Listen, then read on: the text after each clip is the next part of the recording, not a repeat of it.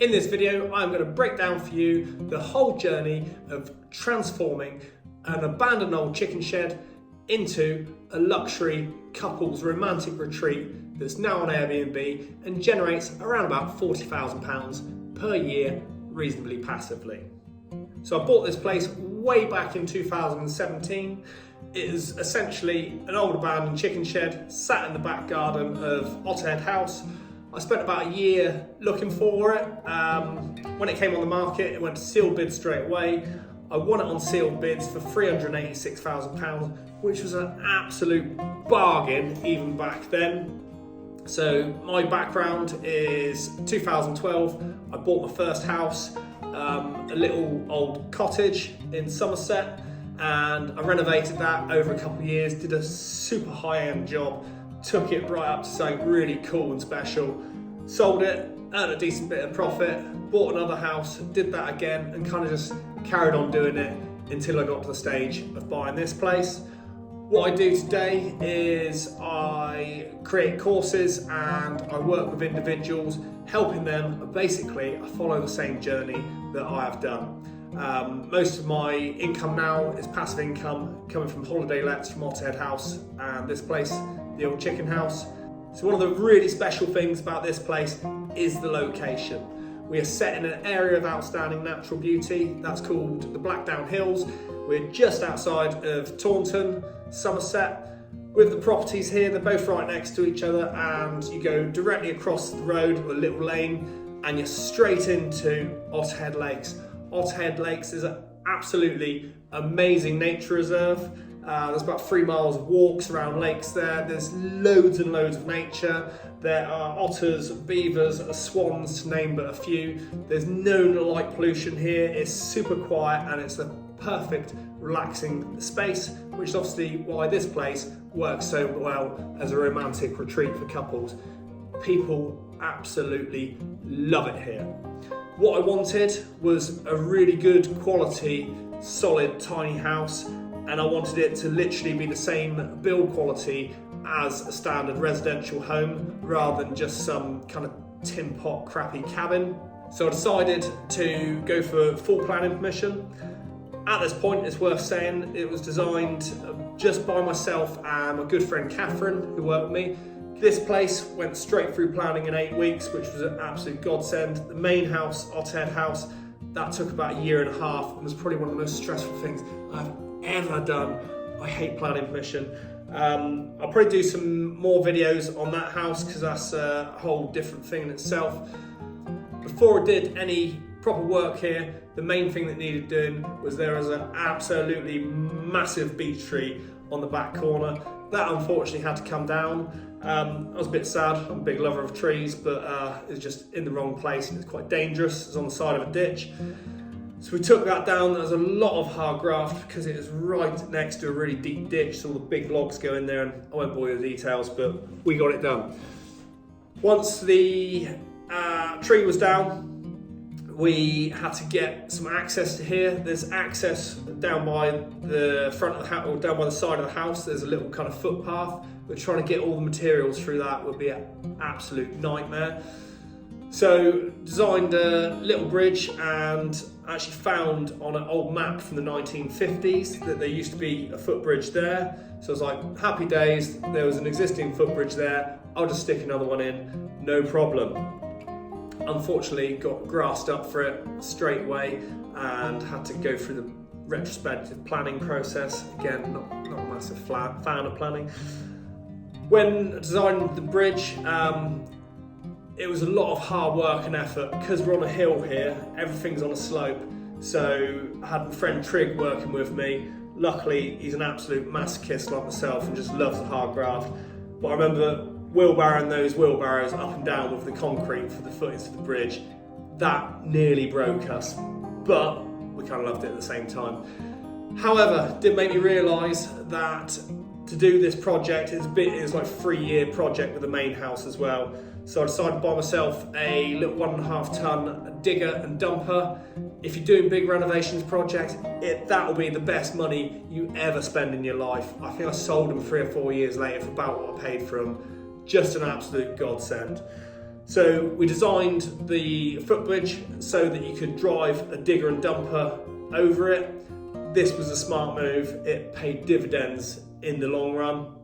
Another one of my reasons for wanting to do this as a new build construction rather than just a renovation was what was there.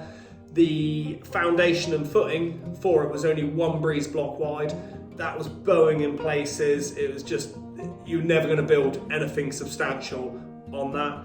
When you're building stuff, it's essential to have a really good solid foundation in which to build off. Like I say, we're on a slope here, so nothing is straightforward. We're right next to a ditch. We're on green sand. It's about as much of a pain in the arse as you can possibly get. My background is that I was a carpenter for many years.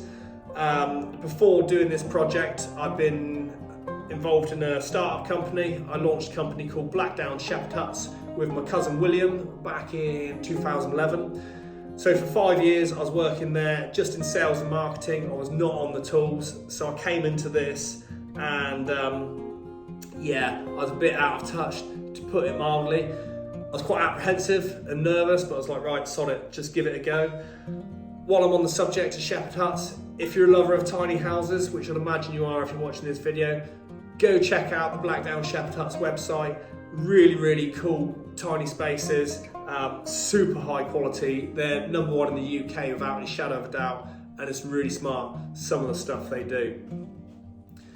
So when we started doing this place, nothing had been done here since the 1970s, including cleaning out the original chicken shed. It was about 1.5 foot deep in old straw and chicken poo. Dug that out with a digger, found about 20 tons of stone sculpings, which was super handy, laid out all over the whole area here, stopped all the mud coming up. With it being quite a difficult, awkward site and on loads of different angles, meant that I had to get a structural engineer to sort out the design for the foundation. I worked on footings once or twice with other people, but never anything this complicated and never for myself. It was a baptism by fire, to put it mildly. Myself and Trig did it. Just measuring things to keep it square was a nightmare. So we got all the concrete in, got it all leveled up. There was numerous things I would do differently today. I will probably put together a whole nother video on my biggest mistakes while doing this project and the kind of things I've learned. I think that'll be quite handy for people. I'll also do some videos on Airbnb specific.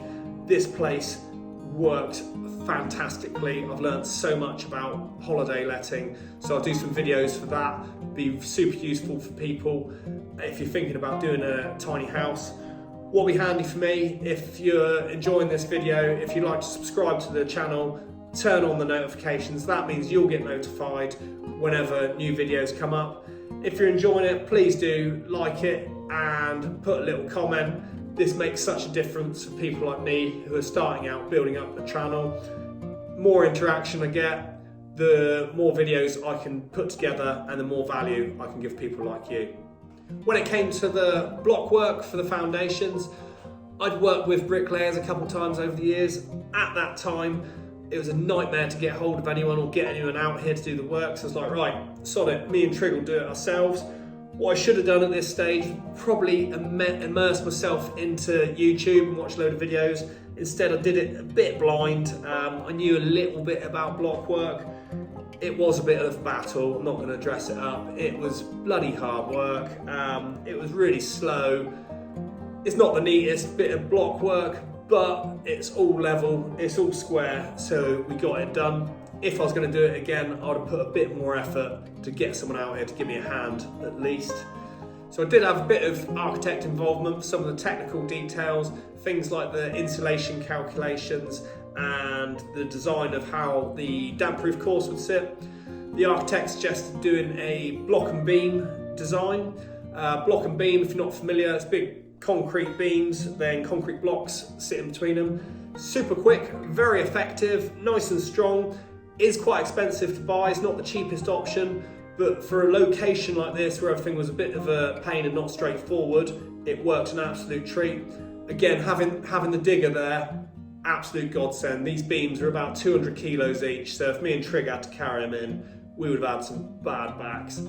The way the architect had designed it was that you'd have half a concrete block, so a concrete block cut in half so it's a little square, sat on the damp proof, then the timber frame would sit on top of that, and then afterwards you kind of fill in the insulation and the screed. I thought, from an engineering perspective, I thought this isn't smart, because that you kind of got half a concrete block just sat on plastic, so it's not really attached, and attaching the frame to that, I just thought this isn't going to go well.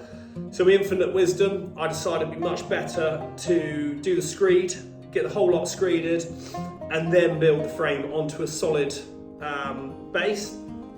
So the morning the screed turned up, it was a fairly frosty morning. I posted a picture on Instagram. All the masonry guys I know were just like, what the hell are you doing? You do not lay a screed outside. You do not lay a screed when it's frosty. By then it was too late and we were committed. Had a guy I know called Donnet come and give us a hand with it, so it's just 3 of us laid it. Probably more luck than judgment. We got away with it, fortunately. One of the main things when designing this place, when Catherine and I first looked at it, what I didn't want was a soulless, generic, square, boring box. That's my idea of an absolute nightmare. What we wanted was something that was rustic, something that had character, something that had charm, something that looked like it had been there for 50, 60, 70 years. For that reason, we decided to incorporate oak frame. We couldn't do the whole lot as oak frame because budget was really tight. I'll do another video on the full cost breakdown of everything in this as well. So we decided to use oak frame just in one corner and then have a big A-frame in the middle here in this room. Just nice big vaulted kitchen, sitting, living room. We were fortunate enough that there was a company just up the road, literally 2 miles up the road, called Oak Apple Frames. We did look at a lot of the big timber framers as well.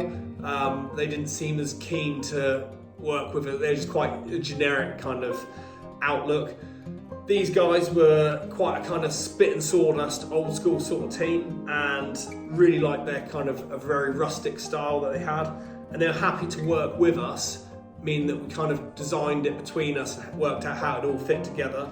So what we decided was to put the oak frame in first, in the corner, got all that in and set up.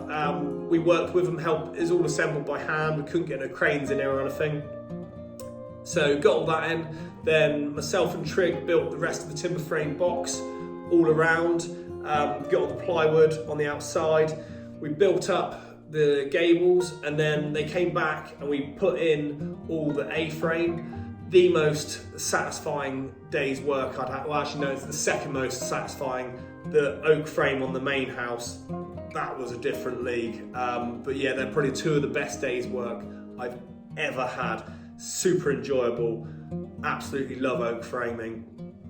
And it gives the place just a really cool kind of character and talking point. Everyone who comes here is just blown away with how cool it looks. So like I say, the site here is super awkward because we're just on this big horrible slope. I decided therefore to put some decking out the front of the chicken house so it's all nice and level as you walk out. There's lots of things here I would have done very differently. Like I said, I'll do another video for that. Being that most of my experience was in carpentry, meant that doing a timber frame here was just super cost effective for me. I could utilise my own labour and didn't have to worry so much about getting bricklayers and things like that in. If I was a bricklayer, it probably would have been a stone built building and it would be a whole different concept.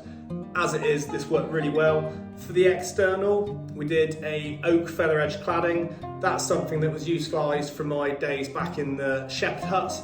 A lot of the style and design that I use, not just in this, but a lot of the other properties I've worked on, they kind of tie in with the shepherd huts and the kind of small spaces. As part of creating quite a sympathetic oldie world design, something I often do is use reclaimed slate. It's not the easiest option. It can be an absolute pain to track down, to get hold of. Sometimes it can be more expensive. It's not as square and uniform to work with, but it gives a really nice effect. So once we got all the roof on and the cladding on, it meant that we were in the dry, which when you're working outside in the UK in winter, this makes a massive difference and it's a big sigh of relief for everyone involved. In order to keep costs down, I utilised my own scaffolding. It was a little bit Heath Robinson. Personally, I couldn't see a problem with it. Please, no one sue me over this photo. Once we got to the inside work, unfortunately, Trigger decided to go in a different direction. We're still good friends today, but he went off doing his own thing. Found a lad called Adam. Adam's absolutely brilliant. He worked with me for about 4 years on loads of different properties. Really good attention to detail, does some really nice work, and kind of really good skilled woodworker. So it came to the inside and we had to insulate it. Now the architect specified using, I think it was 150 millimeters thick of PIR board. PIR board, I absolutely hate the stuff. There's loads of waste from it. There's always half a skip full of stuff goes to the landfill from the building site. It's really expensive, it's awkward to use. When you cut it, I think it's horrendously bad for your health. You can kind of taste it and horrible stuff. Fine in floors, but when you're doing it, cutting it into studs and stuff, absolute nightmare. At the time of building, the price of it had pretty much doubled. So I went to one of the building merchants, I went to the rep and I said, Dave, this is ridiculous. There must be another solution out there. And he went and found a product called Actis Hybris. It's like a honeycomb that you kind of cut to size and you just slot it neatly in between the studs. I've used this stuff loads since. I really rate the product. It's cheaper. It's about a third of the time to fit. You don't feel like you're going to die at the end of the day after using it. So if you're doing anything like this, I really rate that product. Go check it out. When it comes to the internal, like I said, we didn't just want a square, boring box. We wanted something with character, which stood out and is a bit different. Therefore, one of the USPs that kind of done in my building work is we use it's like a lime effect plaster.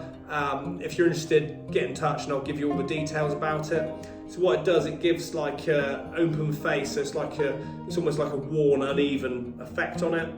All the corners, we don't have any square corners, all the corners are kind of nicely rounded, and it's all little attention to detail pieces like this that make our houses stand out and look that much better.